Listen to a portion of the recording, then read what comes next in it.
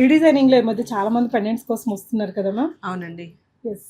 So చాలా chains with నల్లపూసలు పగడాలతో రూబీస్తో ఉండే pendants అవి అప్పట్లో ట్రెండ్.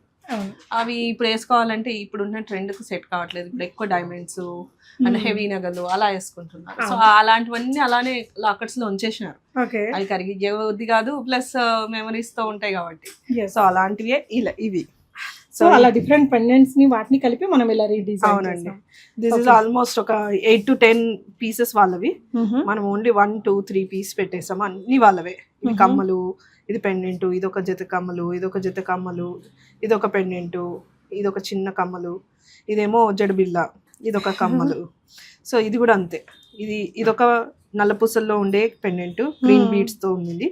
ఇది రూబీస్ తో ఉండింది. ఇది ఇంకోటి గ్రీన్ బీడ్స్ తో ఉండింది. అన్ని 3 కలిపి ఇట్లా హెవీగా సెట్ చేసినాం. వేసుకుంటే కూడా చాలా ట్రెండీగా ఉంటుంది. So 1 piece is good. ఇప్పుడు కొంచెం హెవీగా వేయడం ట్రెండ్ కాబట్టి కొంచెం. ఇది చూడండి, ఇదేమో చోకర్ లాగా ఉంది ఈ పీస్. సో ఈ చోకర్ ని ఇలా పెండెంట్ లాగా చేసాము. అప్పుడు చాలా ఓల్డ్ స్టైల్, అప్పట్లో థ్రెడ్ వచ్చేసి అట్లా కూడా ఉండింది.